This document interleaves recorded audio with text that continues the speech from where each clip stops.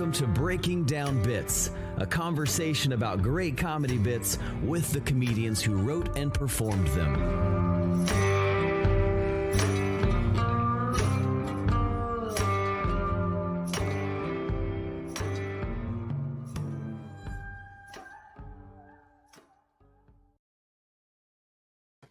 Hey, welcome to Breaking Down Bits. I'm Brian Gendron.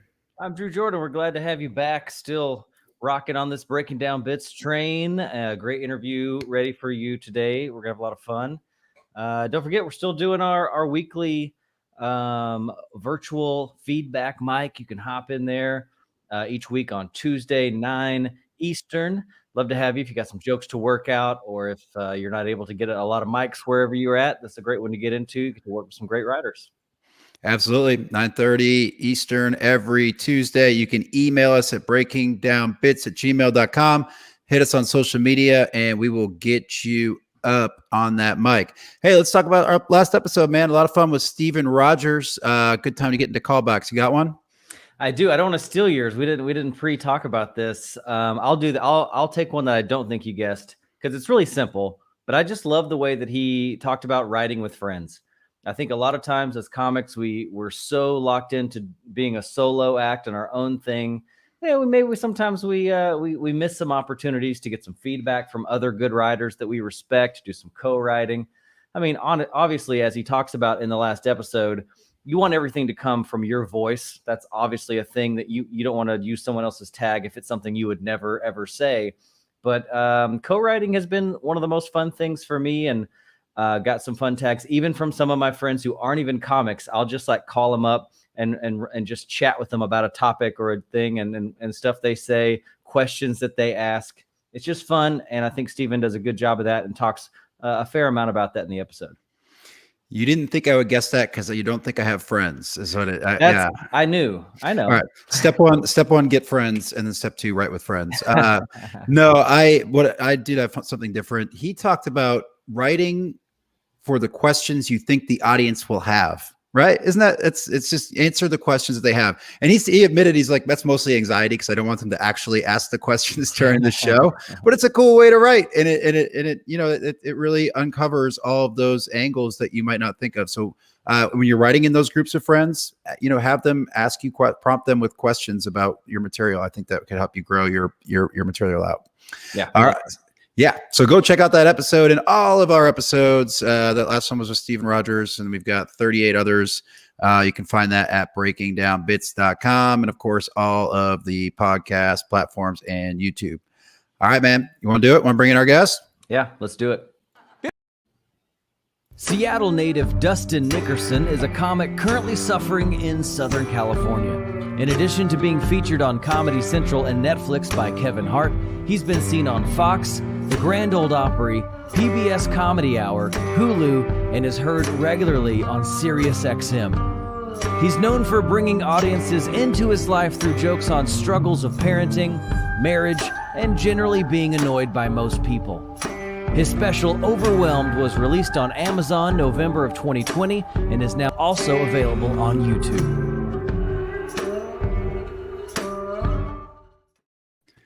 Hey. All right.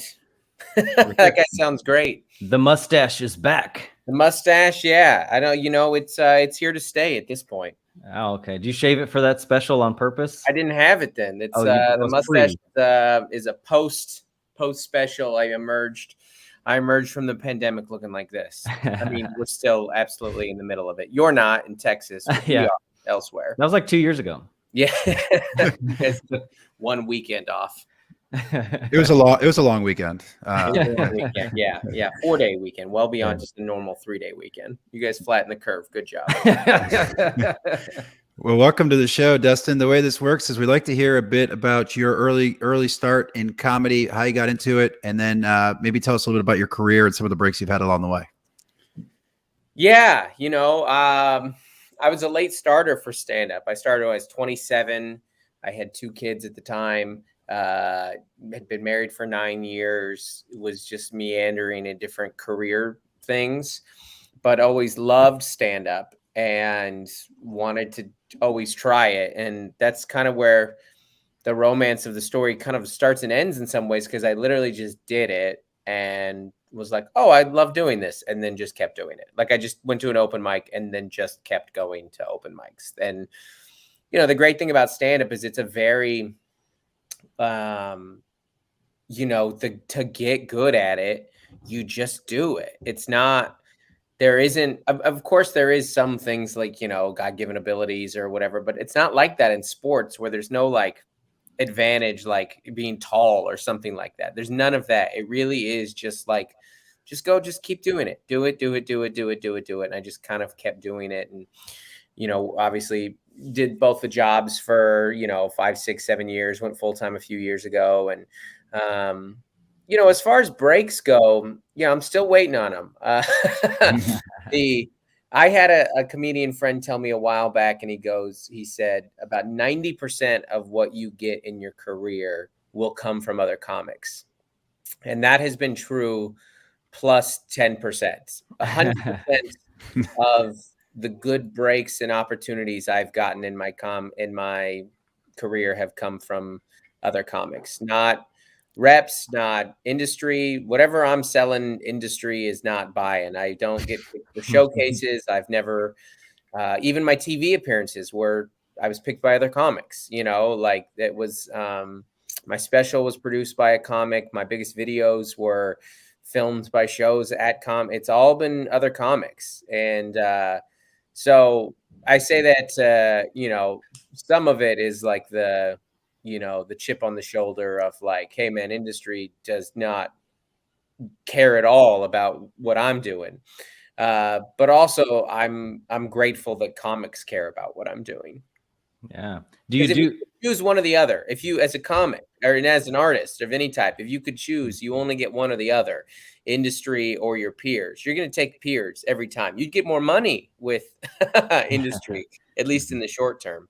But the breaks I have gotten, I've obviously been like, the Comedy Central thing was cool. And, but like that stuff just doesn't matter as much anymore. Like I was in the green room the other day where an agent was telling his client that late night doesn't matter at all. But, I've had a couple big videos on YouTube that have helped push out the career and help get me in front of some eyes. And, I don't even know who to thank for that. Comics or Lord of the YouTube algorithms. I don't know.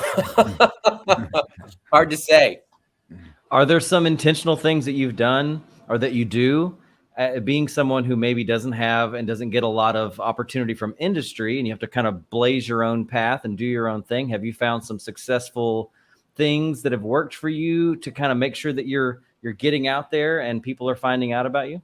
Yeah. I mean, yes. I mean, I'm not talented enough to not work hard. I don't have whatever it is that just gets to coast. And not a lot of people do, but I think of my career more like a farmer. Like I just go out every day and just throw some seeds. I do sets. I write new jokes. I record them. I post clips. I do podcasts. I post a new podcast every Tuesday. I post a new YouTube video every Sunday. I post 3 to 4 reels or TikToks throughout the week. I do 5 to 10 sets throughout the week. It's very much like a farmer like mentality. And when people use that like career, like breakthrough, I always think that like, at least for my career, and I think this is the landscape for comedy now in general, it's not really like big breakthrough moments. We're all more like Andy from Shawshank, just chipping away each night.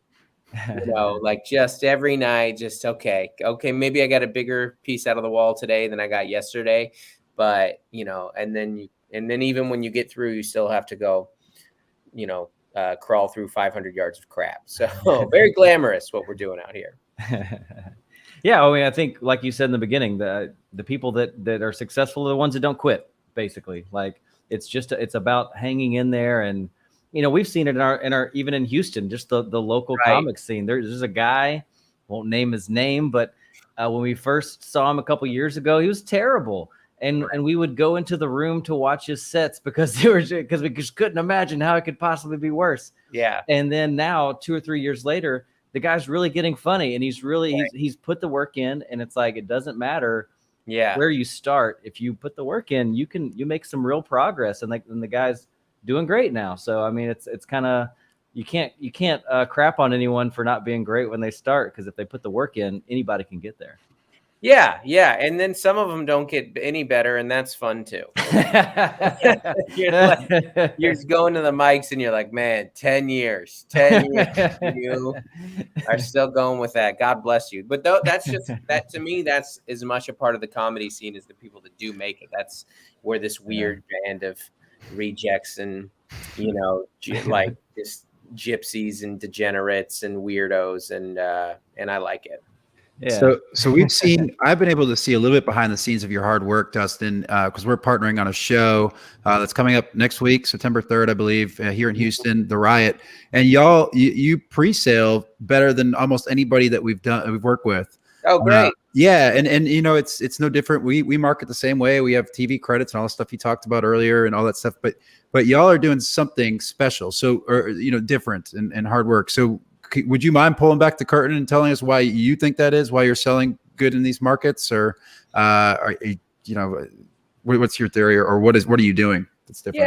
Yeah, that's a good example. I mean, me and Zoltan, that show that we're doing, I'm co-headlining with one of my best friends and one of my heroes in comedy, Zoltan Cassis. It's like when I started, Zoltan was a god and still is. I mean, that guy, Zoltan Cassis is the single most underrated comic working, and there's not even a close second, in the sense that people go, well, people will be like, well, what about, and then they'll name somebody famous, which the point is, not enough people have heard from him. That guy so quietly puts out an amazing hour every year. It's incredible.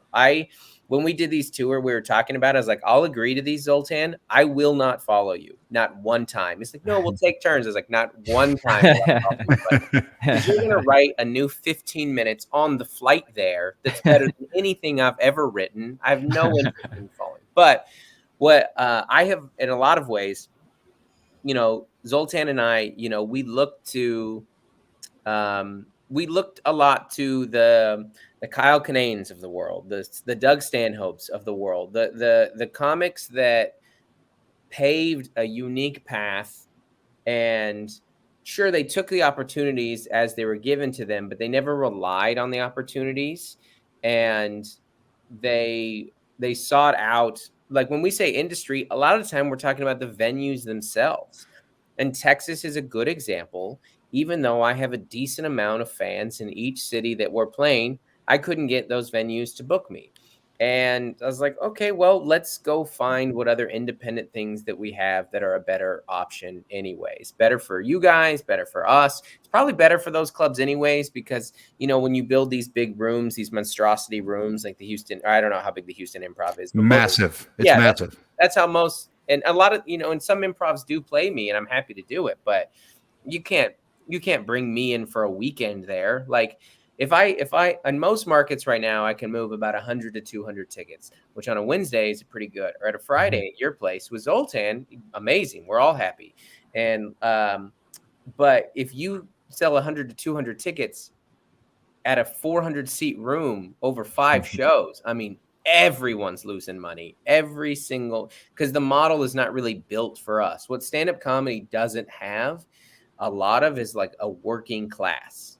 We have open micers and door guys and openers and like and people who are trying to make their way. And then we have rich and famous comedians who can sell a lot of tickets. And there's not a lot of us in the middle. And so for me, it's, hey, if we've got a venue, a club that wants to play ball in an area, great, we'll do that. But if not, we'll find an independent venue. Or I'm doing a lot right now, what we're kind of marketing as like a school night headliner. Like I'm going to a lot of these clubs and doing a Wednesday and doing a Sunday. And instead of it being a mediocre 5 shows, we have one really great show. The club makes more money. I make more money. The fans have a good time. Because think about it, like if you're a fan of a band and you went there and there's like way less people than you expected, you're like, this isn't, because this person means a lot to me here. And I thought there'd be more people. Or say you were going to see a band that you really liked and they were like and everybody around you had never even heard of that band, and they're there and because they got free tickets because it was their birthday month. Like, that's a bad show. So I think where I'm kind of at right now, I feel good chipping away. And I think the more that you bring people into that, like, I'm fairly self-deprecating in my promotion. Like, I did a post a couple months back about here are, a lot of comics are posting about like all their sold out shows. And I posted like little updates next to them. And it was like plenty of seats available to be able to buy them at the door. I think on Indies, I just said like, uh-oh. And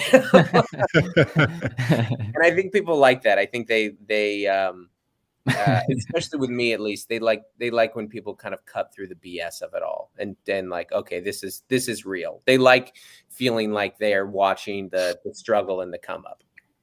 I love getting to talk to comics kind of in your position, because you are, kind of in a working class, like you're not getting a lot of industry stuff handed to you, like you said. So you're having to make it work, and you're kind of maybe just a few steps ahead of maybe some of the guys that are maybe listening to this podcast right now. Like, what are you doing? And tell me if it's not cool to get into it too deeply, but like financially, where are you seeing the biggest income, and what's working for you to keep you an independent going comic? You got the Sirius XM stuff that's coming in. You're doing your touring. You got a podcast. What's working for you? Other than unemployment? No, we had to get off that a while ago. I mean, for the comics listening, it really is about creating as many revenue streams as possible. So like Sirius is great. That's, I mean, if I think about our various, it's like you name them, like you get to a point where, okay, I had a big video on YouTube, so that monetized my YouTube. Great. So now I'm getting Google money and I'm getting YouTube money, or that's the same thing. YouTube money, Sirius money, Spotify money. That's very little money. But there are, there's as many mailbox money, right, is what it's called. We have a different passive income. People are consuming the content. It's like an investment. It's all kind of out there working for itself. Gigs wise, once you get to the point that you have some fans, you do need to like strategically figure out what's the best way to monetize those fans. Those fans, if you have 50 fans in Sacramento, you want those 50 fans to buy a $10 to $15 ticket and maybe a shirt at the end of it, so you can maximize that. Otherwise, you're going into the venue.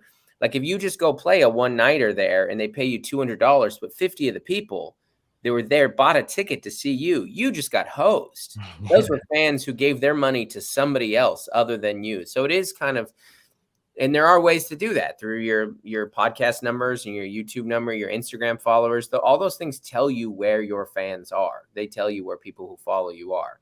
Mm-hmm. Also, for most comedians, especially on the come up, you have to find something other than clubs to pay your bills for a while. And not a lot of comics talk about that because it's not like it's not like a cool artist thing to do, but it's always one of the other C's, right? Like clubs, or excuse me, like corporates, colleges, churches, or cruises. Like those are usually because the money is so much better in those. For one, you can make so much more on those. The gigs are way worse. They're never good. But, there is really something to finding, like, is there a place within, can I start booking some corporate gigs? Can I, I remember it was, early on when I started, I reached out to the Chamber of Commerce. I was like, hey, can I come do 15 minutes at a meeting? And that led to like 5 corporate gigs, just like stuff like that. Very like, how can I get in front of buyers? All of those gigs were terrible, but they all paid me like $500, which at the time was like, that's like I can't believe that someone just gave me that. I felt like I had ripped them off, and I probably had based on how they acted. But, finding those different things, some people find it with colleges and other people go out on the cruise ships. It takes a long time to build fans for most people, but, you've got to like, I had a comic friend told me that too. Like if you get fans, you win. The whole goal is fans. Like funny is the first goal, but fans is the career goal. Cause you could now you control things once you have a fan base, which is why if I were to tell people to focus on any of the two, if you could only pick two social medias to build, I would say YouTube and TikTok, because their algorithms put you in front of new people and the other ones don't. Instagram and Facebook, you see who you follow, with the exception of like big viral videos. But TikTok and YouTube, with their suggestions, especially TikTok, where you're not even, the landing page is people that you may or may not follow. And a lot of my views on YouTube are the same, where it's like, I just got suggested because, Lord Algo blessed me. And I played the game right too, as far as like, making sure I named a certain thing and put certain keywords in. I mean, YouTube's very hard because it's like a search engine. So anyway, I don't know if that's what you wanted, but I could talk about this all day.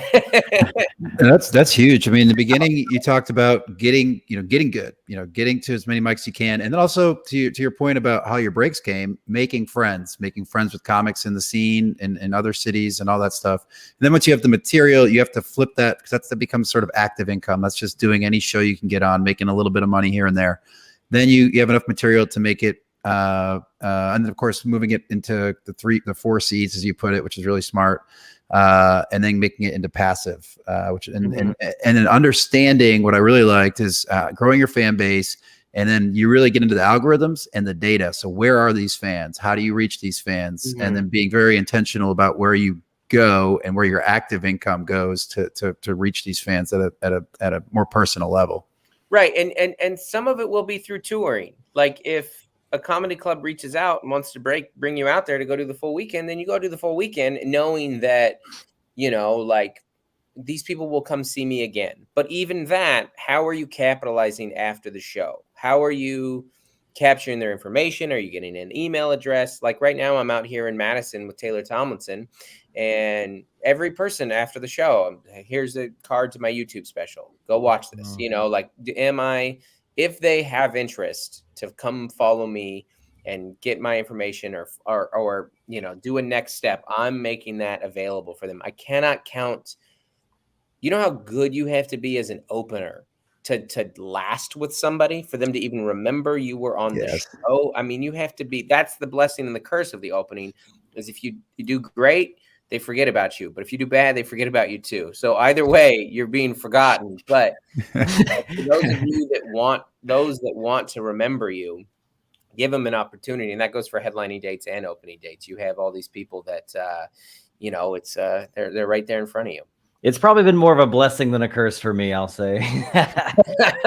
Yeah, just wipe that from your memory. Just remember the headliner. I'll be hiding in the curtains later. I mean, I've spent a lot of this last year touring with Taylor, and it's been a really blessing to, because I put out that special in November. We filmed it in September, and I feel like I have pretty close to a new hour. It's not ready by any sense. But I felt like, that opening spot is, if you need to do a good job, but it is a very comfortable little writing womb to be in, Yeah. If you don't mind me asking, I'm super nerd for YouTube. I've really gotten into this. I've really enjoyed it. I've been doing vlogs, and I've done some skits, and I did some pandemic stuff, and I've really enjoyed it. So I'd love to, for other comics who are trying to find those other elements. So let's say, I'm a comic that does not have an hour special to post on YouTube. We're not there yet. Right. We probably won't be for a while. What was your strategy before you had that hour? Was it clips? How regularly were you posting? Yeah.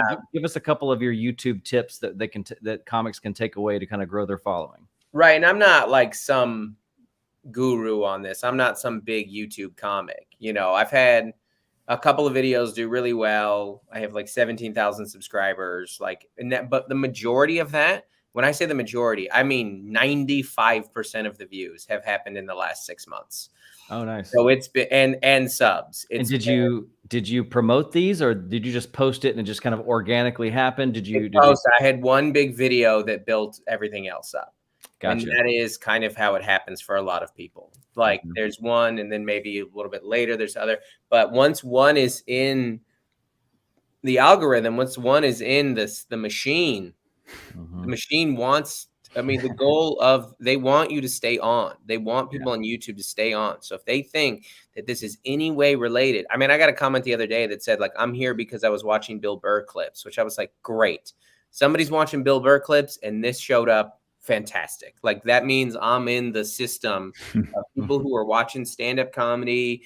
This is going to land here, you know? That's good. So I tried a bunch of different things. I had posted some stand-up stuff. I had posted during the pandemic, I was trying like maybe like some sketch stuff. And I was doing this like little writing thing called Send News, where I was just like riffing on news and stuff like, but that was a good writing exercise and stuff. But ultimately, you know, I wanted to be known as a stand-up, and I always like wanted it to be primarily stand-up. So once we kind of started touring again, I was like, I'm gonna do this. I'm gonna do it consistently. So for me, your audience has to know it's when you're gonna post, like, or have an idea of your steadiness. So for me, I tell them every Sunday.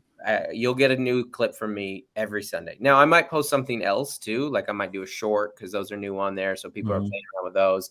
I might, you know, we're kind of like setting up a podcast studio right now to start posting clips from the pod, because so many pod views are on YouTube right now. It's wild. It's like, is this even an audio form anymore? It seems like it's like it has to be visual too. But that's it for me. Like, it's just the consistency of like, this is when we do it. And that's what YouTube wants from you. Like the algorithm itself, they want you to be consistent, but the people who are big on there, I mean, that's what they do. Like the guy who produced my special and has probably helped me more than any one comic, or at least he's in the discussion, is Kevin Fredericks. And somebody goes, people ask me all the time, like, how did you get big on YouTube? And he goes, I posted a video every day for 10 years. And that's it. Wow. That's if you want to know what it is. And it doesn't have to be every day, but it does have to be that level of consistency. And that's kind of what I tell myself now, of like, I wouldn't ever miss a podcast week. And now Sunday is another deadline for YouTube that I have to post something, whether it's an old clip or it's, you know, a crowd work clip, or it's a material thing, or it's something like that. I've got to be consistent. And that's a writing technique as well that we hear a lot of comics talk about, volume.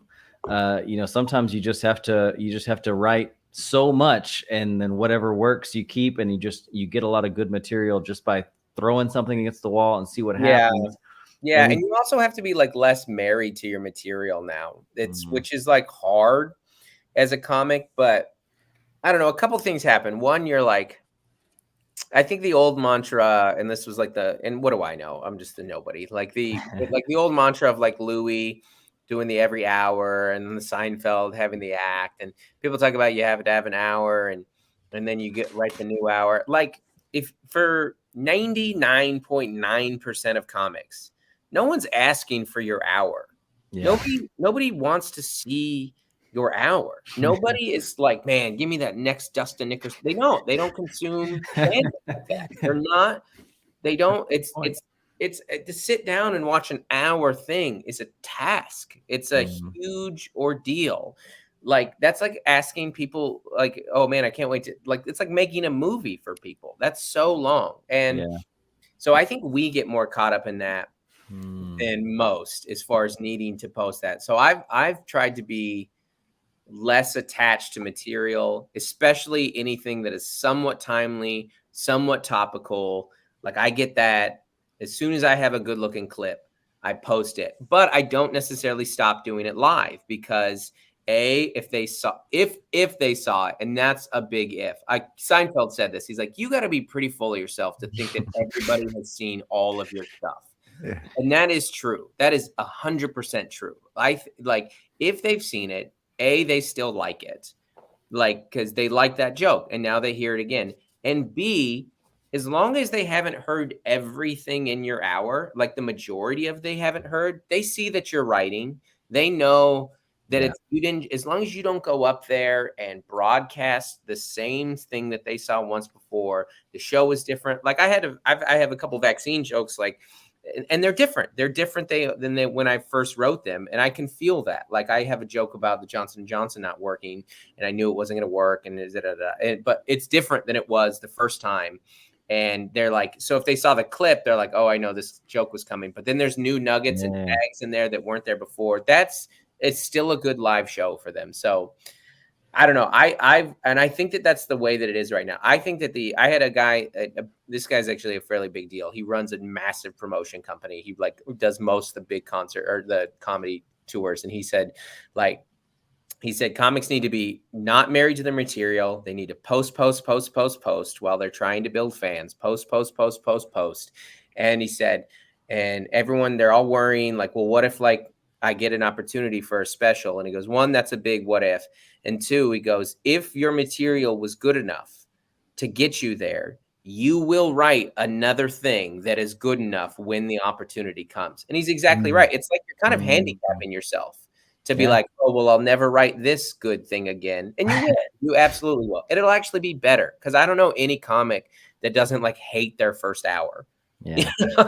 And speaking of writing, we need to get into this, but since we're kind of approaching our time limit here, we definitely want to hear from you. We always ask the comics as plainly as you can put it, in just a couple of minutes. How does Dustin Nickerson write comedy? Yeah, I'm not sure. I don't have one way. I don't. I have an idea that I'll put in my phone. I'm just pulling it up right here. This will be. I have a folder right here that says next bits to try. So these are new ideas, and I'll write down an idea. Like usually it's just the idea. Like I haven't written out the bit, or so I need to remember this. So there'll be little notes like this, like the note says astrology and my body, my choice. Okay. So that I know what that means. That's me. That's a thought that I had earlier today, which is we have a very upside down time in history right now where conservatives are using the my body, my choice argument, which is new for them. That's not usually their whole thing. Right. And then there's a bunch of liberals who are telling me to trust the science, who also believe in astrology. I don't think that you can have both those things. So I write the idea down and then I'll try it on stage. And then what I'm looking for is not, is it funny?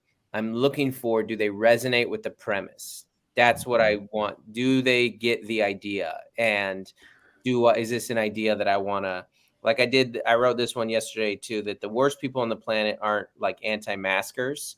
Like if people don't want to wear a mask, I get it. And the people who are against it, I get it too. Like I totally understand where you're coming from. But the worst people in the world are the ones who take out that anger on frontline minimum wage employees. That's the worst human that we have.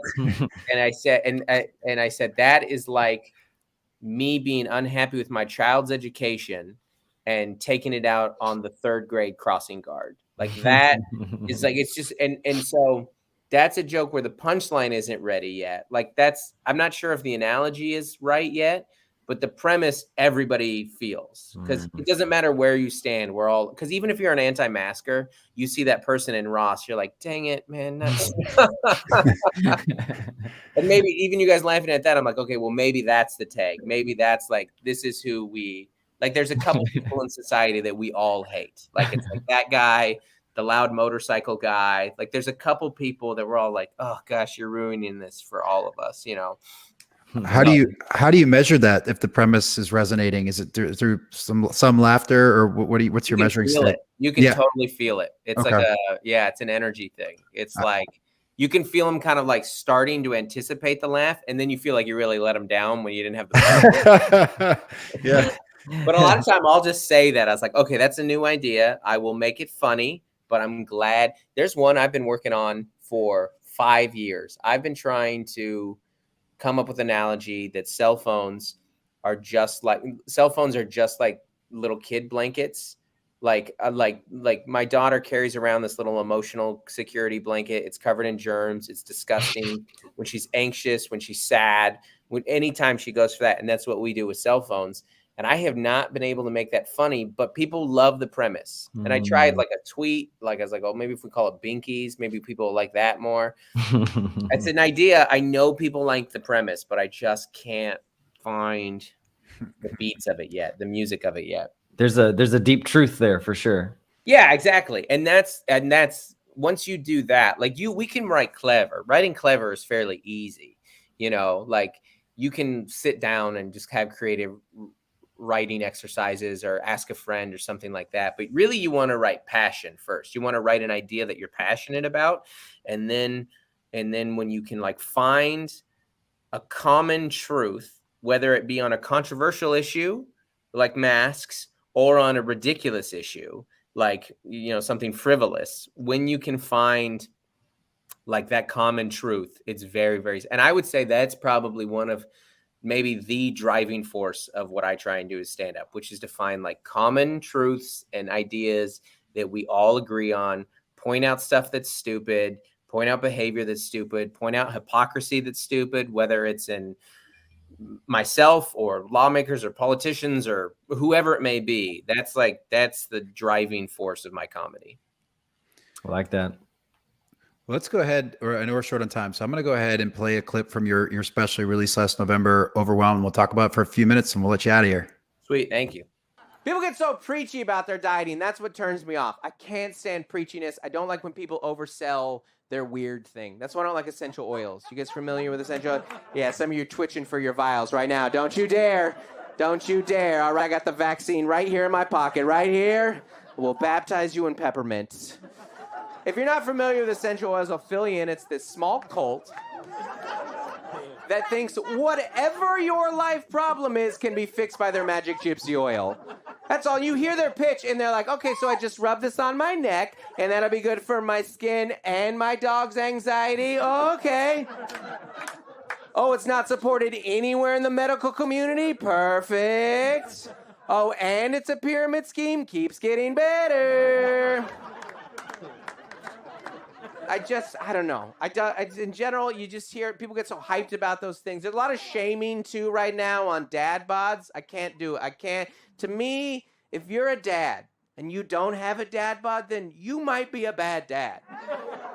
It's just a time management issue. Like, it takes a lot of time to be in good shape or a good parent. Every time, you have to neglect your health or your children, one or the other. Every time I see like some super ripped dad, I just get bummed out. It's like, those are just muscles that aren't hugging their kids, all right?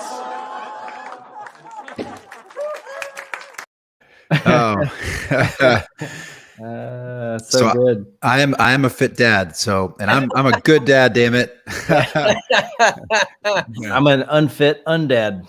Yeah. Oh man, it's so funny What when does that mean? my favorite part of that is that they clip the pan to the one guy laughing, right? When they're like, you might, that it's like when I'm talking about being out of shape. And I know that guy. And I was like, I'm sorry that they cut to you there when you're like, hey, fat dad. And he's like, it's like the Deal sketch where they're like, in the homosexual community. And he's like, no, not me. It's like being on the Jumbotron. You're like, no. This ain't me, but yeah.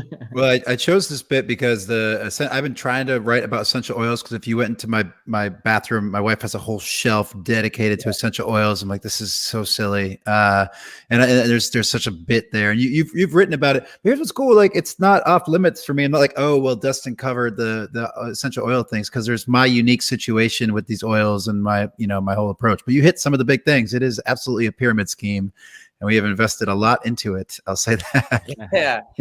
Yeah. I mean, that came from just a really natural place of people just annoying me. Like, what are we doing here? Like, this cannot be, we can't fix everything. Just admit. And that's again an example of a bit that's kind of evolved. Like, I've told maybe 5 times since the special, but I've said in there, like, listen, I understand it because it is fun to believe in magic.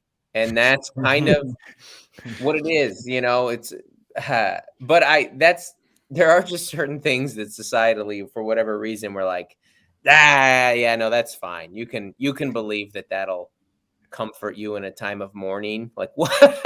You're asking too much of the oils here. I like how a lot of the jokes here and in that special, like, you're able to really dial in on things that, I guess the premises are a lot of stuff that everyone believes and everyone can agree on. But then you find a fun way to give a different angle to make it fun, because it's not, dad bods. That's something that, man, there's a million dad bod jokes out there. There's a million people commenting on dad bods, but you found a fun, different way. Is there a strategy you use? Like, because obviously you're grabbing stuff that you see on social media and in your real life that you experience. Right. How do you find that twist on those things? How does that come to you typically? Yeah, you do want to some extent, like, I can't do absurdist comedy. I'm not an absurdist guy. I love it. I'll watch it all day long, but I don't think like that. That's not who I am. Mm-hmm. So you do want to bring up ideas that everybody has thought, not your punchline and not your take, but you do want people to resonate with the premise and the idea and feel it and be familiar, or I want that, I should say, with the angle or at least the topic at hand. And then I really do I just stop and ask myself, and I know this sounds like very basic and almost a little cheesy. I really do just kind of strip down, like, I try and remove any takes that I've heard of it and go, like, how do I actually feel about this? And sometimes it's that simple, because we are pretty funny and you do have a unique take. And sometimes if you just get ranting about your feeling, the words kind of come together for it, and that's what it was with like the dad bod thing. I'm like, of course you can be in good shape and be a good dad. Of course you can. But it takes an extraordinary amount of effort and time management. And that came from me working at a rec center where I would see dads who came right after school and went and put their kid in childcare for 2 hours while they worked out. And I was like, that's a bad father.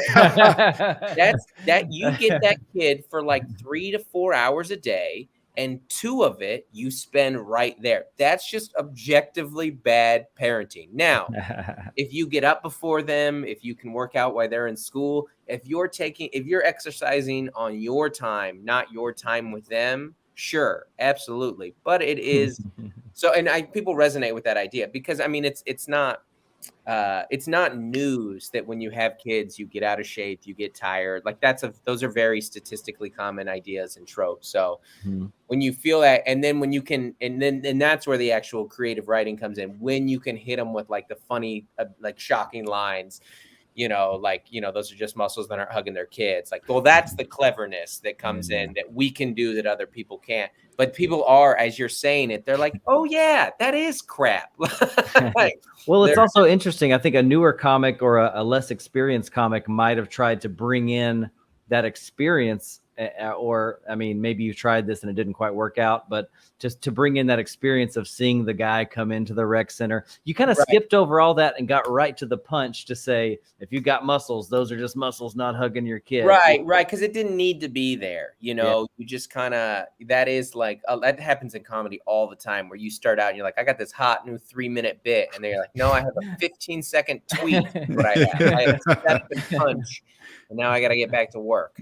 Well, let's do this, man. I'm not gonna let you off the hook on this one. We do our one last thing. It's our last question for you. It's called Last Laugh.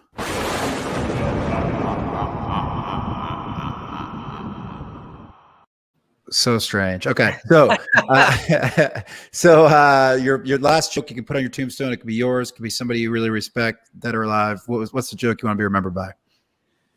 Okay, so I'm gonna go in a different direction here, if this is okay. Fine. This is a new idea that I've been working on. I constantly, I want to do a bit about funerals and just dying in general. I think that there's a couple funny ideas to me. I think it's funny that we dress up at funerals. That's hilarious. Like, we're mourning, now you got to go put on a suit too. Like, we were already sad enough. Just let me, I want to have like the first sweatpants only funeral, like you better not.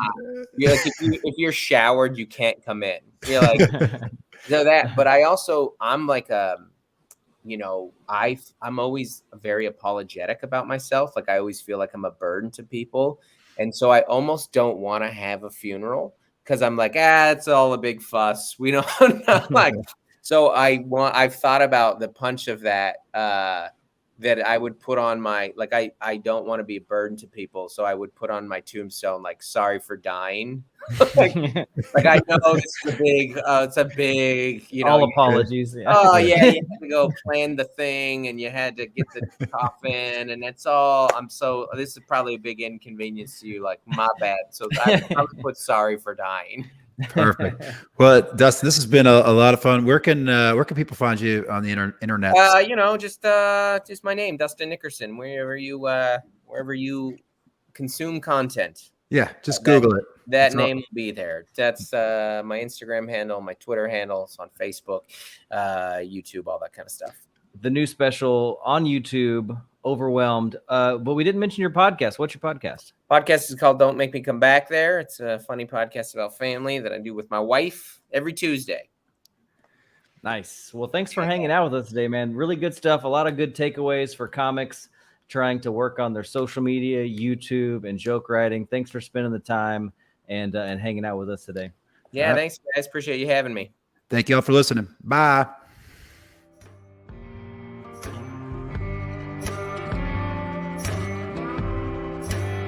Thanks for listening to Breaking Down Bits. You can keep in touch or get more when you follow @Breaking Down Bits on social media, visit the website breakingdownbits.com, or shoot us an email at breakingdownbits@gmail.com.